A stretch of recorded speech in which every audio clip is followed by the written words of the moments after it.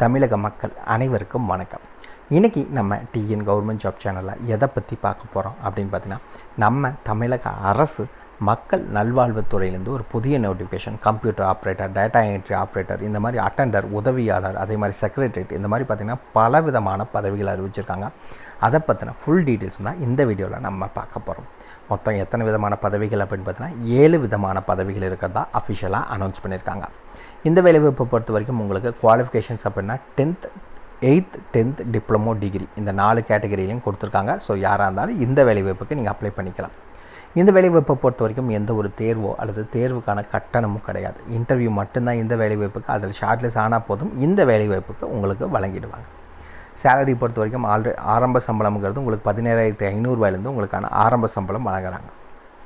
இந்த வேலைவாய்ப்புக்கு நீங்கள் விண்ணப்பிக்க வேண்டிய கடைசி தேதி 22 பிப்ரவரி 2024 தான். இதுக்கு நீங்கள் அப்ளை பண்ண வேண்டிய லாஸ்ட் டேட். ஸோ அதுக்கு முன்னாடி எவ்வளோ சீக்கிரம் அப்ளை பண்ண முடியுமோ அப்ளை பண்ணிக்கோங்க. இந்த வேலைவாய்ப்பை பொறுத்த வரைக்கும் தகுதியும் விருப்பம் இருக்க ஆண் பெண் இருபாலருமே இந்த வேலைவாய்ப்புக்கு நீங்கள் அப்ளை பண்ணிக்கலாம். போட்டி ரொம்ப கம்மியாக தான் இருக்கும். 7 விதமான பதவிகள் சொல்லியிருக்காங்க. ஸோ அப்ளை பண்ணுங்கள். உங்களுக்கான வேலைவாய்ப்பு கிடைக்கிறது ரொம்பவே ஈஸியாக இருக்கும். இதெல்லாமே தெரிஞ்சுக்கிறதுக்கு முன்னாடி இன்னும் நம்ம டிஎன் கவர்மெண்ட் ஜாப் சேனலை சப்ஸ்கிரைப் பண்ணாதவங்க மறக்காமல் சப்ஸ்கிரைப் பண்ணுங்கள். இந்த வீடியோவுக்கு மறக்காமல் ஒரு லைக் கொடுங்க. நீங்கள் கொடுக்குற ஒவ்வொரு லைக்கும் எங்களுக்கு அடுத்த வீடியோ போட ரொம்பவே மோட்டிவேட்டாக இருக்கும். வீடியோ டிஸ்கிரிப்ஷனில் நம்ம டெலிகிராம் குரூப்போட லிங்க் இருக்குது. இன்னும் ஜாயின் பண்ணாதவங்க கட்டாயம் ஜாயின் பண்ணிக்கோங்க. அப்போ தான் உங்கள் மாவட்டங்களில் வர அனைத்து வேலை வாய்ப்புகளையும் உடனுக்குடன் உங்களால் தெரிஞ்சுக்க முடியும். அதே வீடியோ டிஸ்கிரிப்ஷனில் இந்த வேலை வாய்ப்புக்கான அஃபிஷியல் நோட்டிஃபிகேஷன் லிங்க்கும் ப்ரொவைட் பண்ணியிருக்கோம். கமெண்ட்லேயும் லிங்க்கும் பின் பண்ணி வச்சுருக்கோம். மறக்காமல் செக் பண்ணுங்கள். அதுக்கப்புறமா அப்ளை பண்ணுங்கள். என்றைக்கும் படித்து பார்க்காமல் அப்ளை பண்ணாதீங்க அஃபிஷியல் நோட்டிஃபிகேஷனை. வாங்க உள்ளே போய் முழு தகவல் என்னங்கிறத பார்க்கலாம். மக்களே பார்த்தீங்கன்னா இதுதான் இந்த வேலைவாய்ப்புக்கான official application form. Video description link கொடுத்துருக்கோம். நீங்கள் ஃப்ரீயாகவே டவுன்லோட் பண்ணிக்கலாம். இந்த இடத்துல பார்த்தீங்கன்னா உங்களோட ரீசெண்ட் பாஸ்போர்ட் சைஸ் ஃபோட்டோ வெட்டிக்கோங்க. இங்கே நீங்கள் என்னென்ன வேலைவாய்ப்புக்கு அப்ளை பண்ணணுமோ அது என்னங்கிறத நீங்கள் இங்கே டிக் பண்ணிக்கோங்க. 7 விதமான பதவிகள் என்னங்கிறத சொல்லியிருக்காங்க. ஃபஸ்ட் எடுத்தோடனே அதை முடிச்சுட்டு வந்தீங்க அப்படின்னா இந்த இடத்துல அப்ளிகன் நேம், விண்ணப்பதாரர் பெயர் என்ன அப்படிங்கிறத மென்ஷன் பண்ணுங்கள். இந்த இடத்துல மறக்காமல் உங்களுடைய தகப்பனார் அல்லது கணவர் பெயர் எந்த பெயரை மென்ஷன் பண்ண நினைக்கிறீங்களோ அதை மென்ஷன் பண்ணிக்கோங்க. இந்த இடத்துல பொறுத்த வரைக்கும் டேட் ஆஃப் பர்த், அதாவது DDMMYYன்னு கொடுத்துருக்காங்க. அதாவது டேட், மந்த், இயர் அப்படிங்கிறத ஸ்லாஷ் போட்டு மென்ஷன் பண்ணிக்கோங்க. அதுக்கடுத்து உங்களுடைய வயது, இப்போ வரைக்கும் உங்கள் ஏஜ் என்ன அப்படிங்கிறத மென்ஷன் பண்ணிக்கோங்க. அதுக்கடுத்து உங்களுடைய எஜுகேஷன் குவாலிஃபிகேஷன் என்ன படிச்சிருக்கீங்க அப்படிங்கிற டீட்டெயில்ஸை மென்ஷன் பண்ணுங்கள். அதுக்கடுத்தது எக்ஸ்பீரியன்ஸ், ஏதாவது முன் அனுபவம் இருந்துச்சுன்னா மென்ஷன் பண்ணுங்கள், இல்லாட்டி விட்டுருங்க. அதுக்கடுத்து பார்த்தீங்கன்னா உங்களுடைய கம்யூனிட்டி, எந்த சாதியை சார்ந்தவங்க நீங்கள் அப்படிங்கிறத மென்ஷன் பண்ணணும். அதுக்கான சர்டிஃபிகேட்டும் கம்பல்சரி வேணும். அதுக்கடுத்தது கரண்ட் அட்ரஸ், நீங்கள் இப்போ இருக்க தற்போதைய வீட்டு முகவரி என்ன அப்படின்னு கேட்டிருக்காங்க. டோர் நம்பர்லேருந்து பின்கோடு வரைக்கும் எல்லா டீட்டெயில்ஸும் கிளியராக மென்ஷன் பண்ணிக்கோங்க. அதுக்கடுத்தது பெர்மனண்ட் அட்ரஸ், இப்போ மேலே சொல்லியிருக்க அட்ரஸும் கீழே சொல்கிற அட்ரஸ் ரெண்டும் ஒரே அட்ரஸ்னால் ஒரே அட்ரஸை மென்ஷன் பண்ணுங்கள்.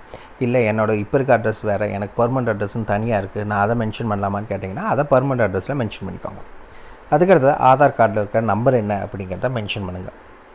அதுக்கடுத்து உங்களுடைய ஃபோன் நம்பர், ஒன்றுக்கும் மேற்பட்ட நம்பர் இருக்குன்னா கட்டாயம் மென்ஷன் பண்ணிக்கோங்க. அதுக்கடுத்தது பார்த்திங்கன்னா இமெயில் ஐடி இருந்துச்சுன்னா மென்ஷன் பண்ணிக்கோங்க. இமெயில் ஐடி இருந்துச்சுன்னா கம்பல்சரி மென்ஷன் பண்ணுங்கள். அதுக்கடுத்தது கீழே வந்தீங்க அப்படின்னா முக்கியமான டீட்டெயில்ஸ் என்ன, பிளேஸ் மற்றும் டேட், உங்கள் ஊர் பேர் என்ன மற்றும் என்றைக்கு அனுப்புகிறீங்க அப்படிங்கிற டேட்டை மென்ஷன் பண்ணிடுங்க.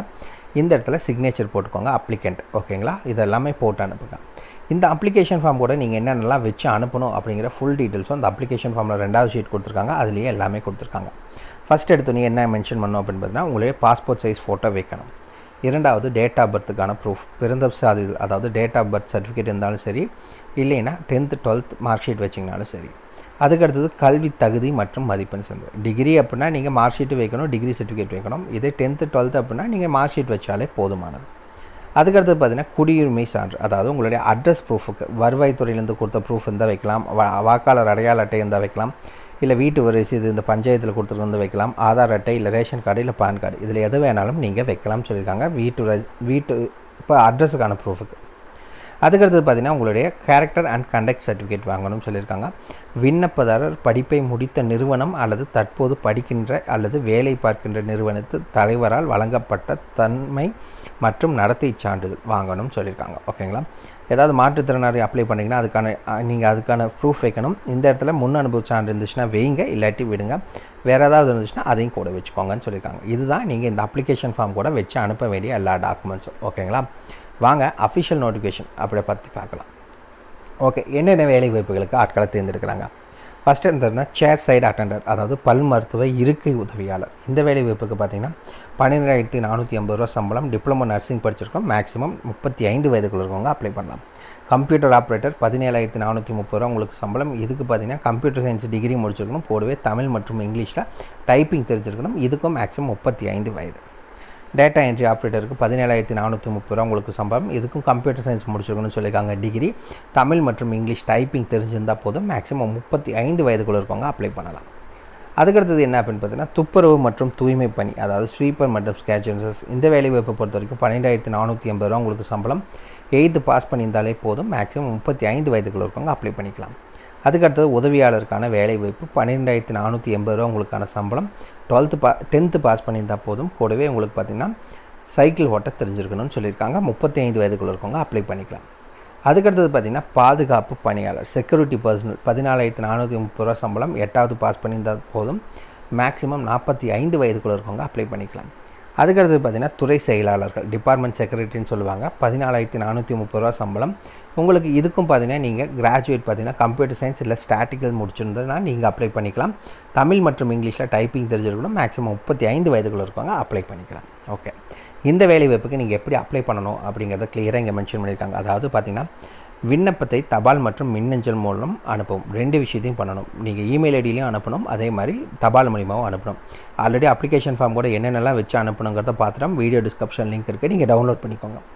ஓகே, இமெயில் ஐடி என்ன அப்படின்னு பார்த்தீங்கன்னா இதுதான் இதுக்கான இமெயில் ஐடி tndmegdcpdk@gmail.com. இது மூலிமா நீங்கள் ஆல்ரெடி மேலே நம்ம சொல்லியிருந்தால் application form, address proof, ID proof, date birth proof, community certificate, அதே மாதிரி எக்ஸ்பீரியன்ஸ் ப்ரூஃப் இருந்துச்சுன்னா அதுக்கப்புறம் கண்டக்ட் சர்டிஃபிகேட், இது எல்லாத்தையுமே வச்சு நீங்கள் ஸ்கேன் பண்ணி இமெயில் மூலிமா இந்த அட்ரஸ்க்கு அனுப்பணும். தபால் மூலிமா அனுப்ப வேண்டிய அட்ரஸ் பார்த்தீங்கன்னா இது, அதாவது நியமனக்குழு, அரசு பல் மருத்துவக் கல்லூரி மருத்துவமனை, முள்ளூர், புதுக்கோட்டை 622004. இந்த அட்ரஸுக்கு லாஸ்ட் டேட் என்ன அப்படின்னு பார்த்தீங்கன்னா 22/2/2024 சாயந்தரம் 5 மணிக்குள்ளே நீங்கள் அனுப்பணும். அதுக்கு மேலே வர எந்த ஃபார்மும் அக்செப்ட் பண்ண மாட்டாங்க.